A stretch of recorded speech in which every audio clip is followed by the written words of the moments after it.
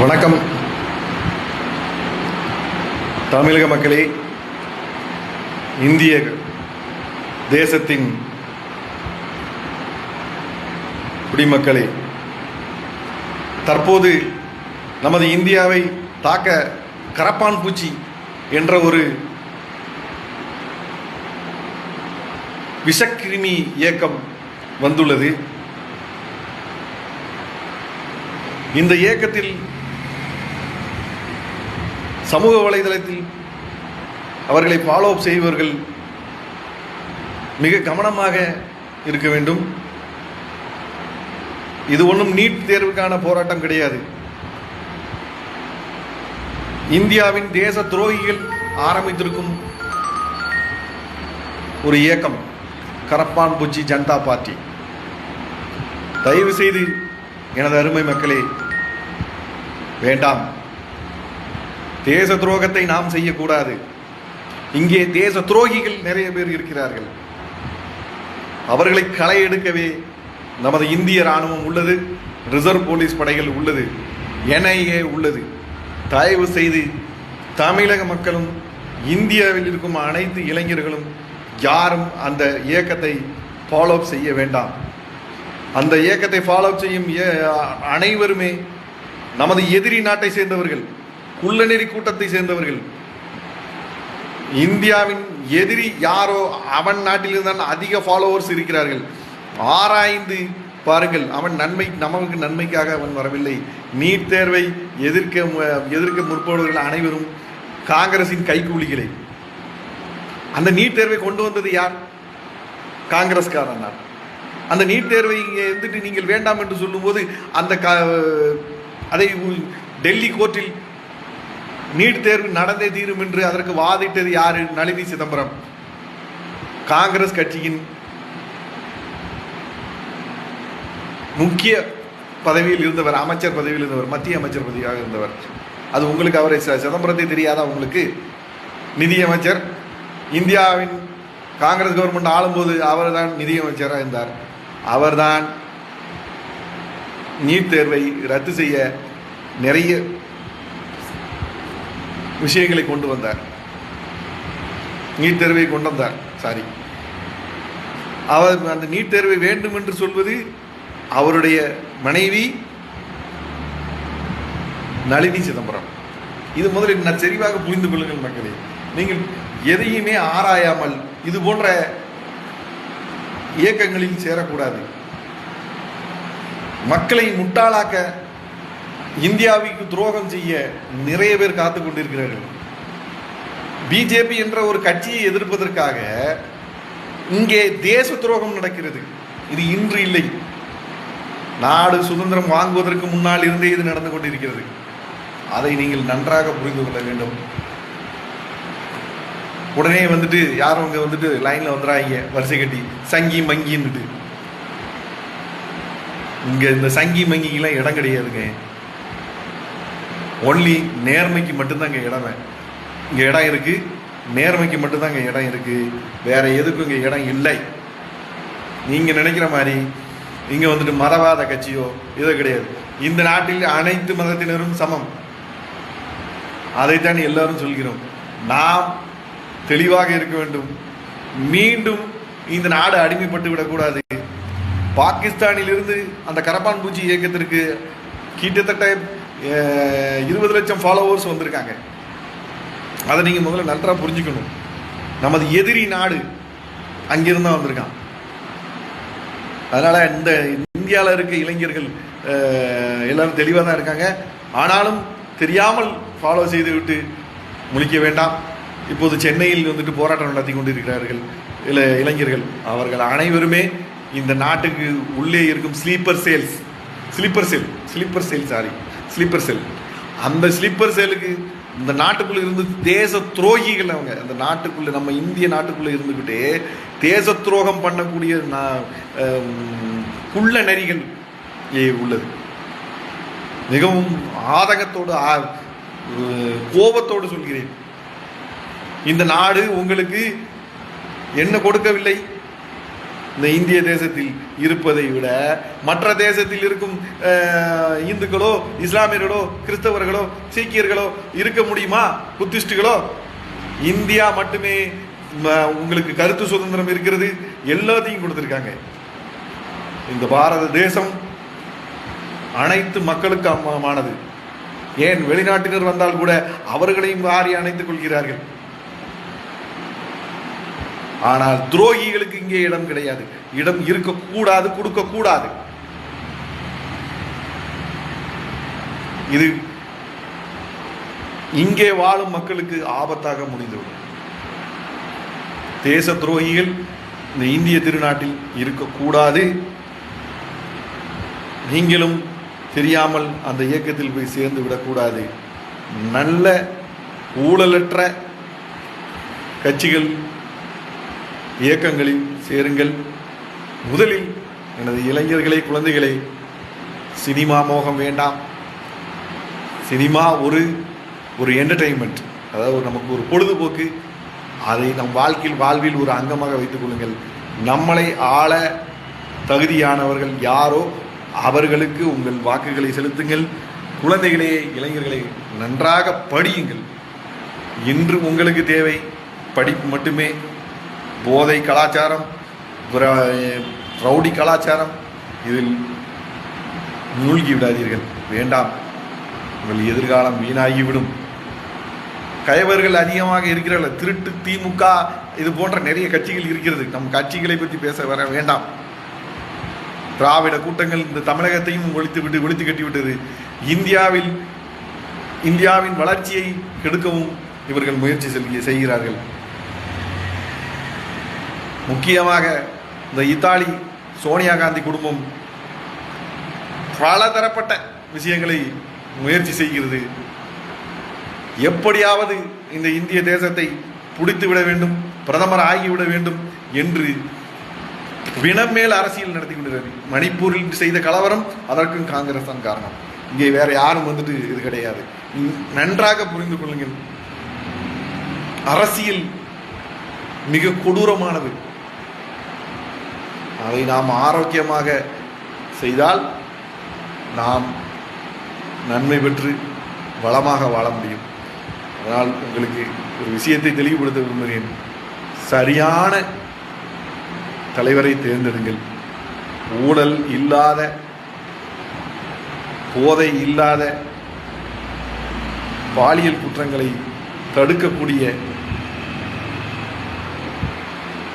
தலைவரை தேர்ந்தெடுங்கள். சட்டம் தெரிந்திருக்க வேண்டும், வேளாண்மை தெரிந்திருக்க வேண்டும், சக மனிதனை மதிக்க தெரிந்திருக்க வேண்டும். அது போன்ற ஒரு தலைவரை தேர்ந்தெடுங்கள். மத்திய அரசியலில் ஒரு நல்ல தலைவர் இருக்கிறார். எந்த ஊழலும் கிடையாது. இதுவரை எந்த கட்சிகளும் மத்திய அரசாங்கத்தில் அவர்கள் ஊழல் செய்து விட்டார்கள் என்று யாரும் சொல்லவில்லை. அதற்கு மாறாக மதவாதம், சாதி பார்க்குறாங்க, இப்படின்னு உங்களெல்லாம் இழுத்து விட்டு வேடிக்கை பார்க்குறாங்க. அப்படி ஜாதி மதத்தை பார்த்தா நம்ம யாருமே இந்தியாவில் வாழ முடியாதே. நம்ம யாராவது இந்தியாவில் வாழ முடியுமா?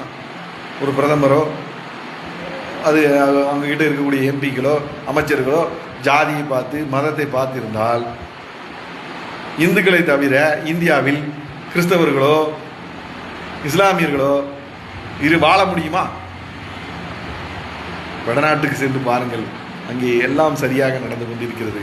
ஆனால் இந்த விஷக்கிருமி இத்தாலி குடும்பம், காங்கிரஸ், தேச துரோகிகள் இவர்கள்.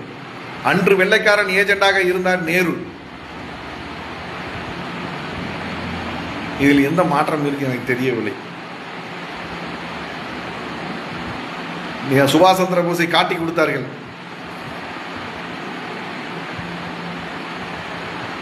நல்ல தலைவர்களை அன்றிலிருந்து வெளிநாட்டுக்காரர்களுக்கு காட்டி கொடுத்தும் இருக்கிறவரை கூட்டி கொடுத்தும் இந்த நிறைய வேலைகள் நடந்து கொண்டிருக்கிறது. மக்கள் தான் தீர்மானிக்க வேண்டும். எனது அருமை மக்களே, இந்திய குடிமக்களே, எனது அருமை தமிழக மக்களே, நல்ல தலைவர்களை தேர்ந்தெடுங்கள். சுயநலம் வேண்டாம். நமக்கு இவர் வந்தால் நமக்கு சம்பளத்தை ஏற்றி கொடுப்பார், இவர் வந்தால் நாம் ஊழல் செய்யலாம், லஞ்சம் வாங்கலாம், நமக்கு கான்ட்ராக்ட் கிடைக்கும், அரசு ஒப்பந்ததாரர் ஆகலாம், நாம் ஊழல் செய்து நிறைய கோடி கோடியாக சம்பாத்தியம் பண்ணலாம். வேண்டாம். ஒரு அரசு, ஒரு நல்ல தலைவன் வந்துவிட்டால், நல்ல தலைவன், நல்ல அரசாங்கம் வந்துவிட்டால், நீங்கள் சம்பாதிக்கும் பணம் உங்களிடம் மாதம் மாதம் மிச்சப்படும். நீங்கள் சேமிப்பு செய்யலாம். விலைவாசி இறக்கம் வந்துவிட்டாலே நமக்கு தேவையான பொருட்கள் நமது இடத்திலேயே கிடைக்க செய்து விட்டாலே, நாம் விளைய வைக்கும் பயிர் நாம் சாப்பிடுவதற்கு வந்துவிட்டால், கிடைத்து விட்டால் விலைவாசி ஏறாது. இறக்குமதி பண்ணும்போதுதான் நிறைய வரிகளை கட்டி அந்த நாடு சொல்லும் விலையில் நாம் அந்த பொருளை வாங்க வேண்டியிருக்கிறது. வெளிநாட்டு பொருட்களை வாங்குவதால் தானே நாம் நஷ்டமடைகிறோம். உள்நாட்டு தயாரிப்புகளை பயன்படுத்துங்கள். இந்திய தேசத்தை உலக அளவில் உயர்த்துங்கள். நாம் செய்ய வேண்டியது அதான். அதற்கு நீங்கள் என்ன செய்ய வேண்டும்? என் இளைய சமுதாயமே, நன்றாக படிக்க வேண்டும். குழந்தைகளே, நன்றாக படியுங்கள். நீங்கள் நன்றாக படித்து உங்கள் வீட்டில் உள்ளவர்களை, சொந்த பந்தங்களை நீங்கள் பார்த்து கொண்டாலே போதும்.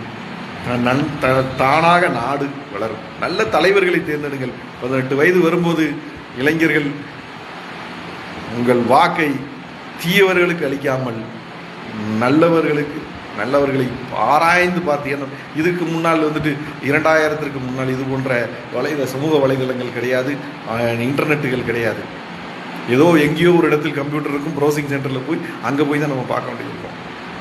அப்பவும் இந்த அளவுக்கு நாட்டு நடப்பு நம்ம யாருக்கும் தெரியாது, இத்தனை செய்தி சேனல்கள் கிடையாது.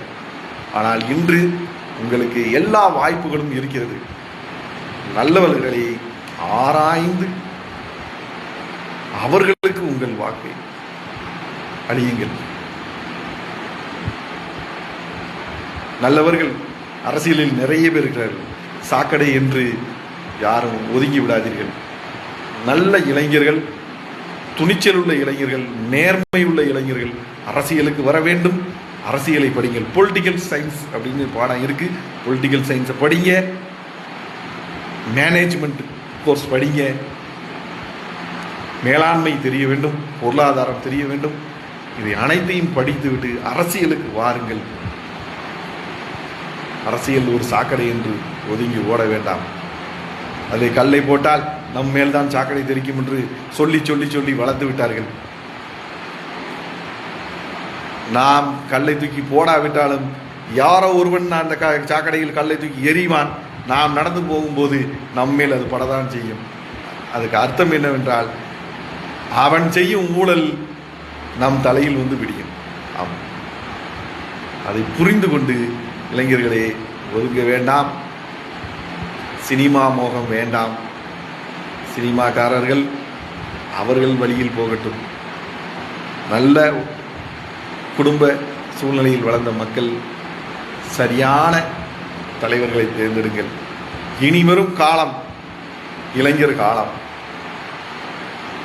இளைய சமுதாயமே, உங்களை நல்வழிப்படுத்தும் தலைவரை நோக்கி வாருங்கள். இந்த தேசம் வளரட்டும்.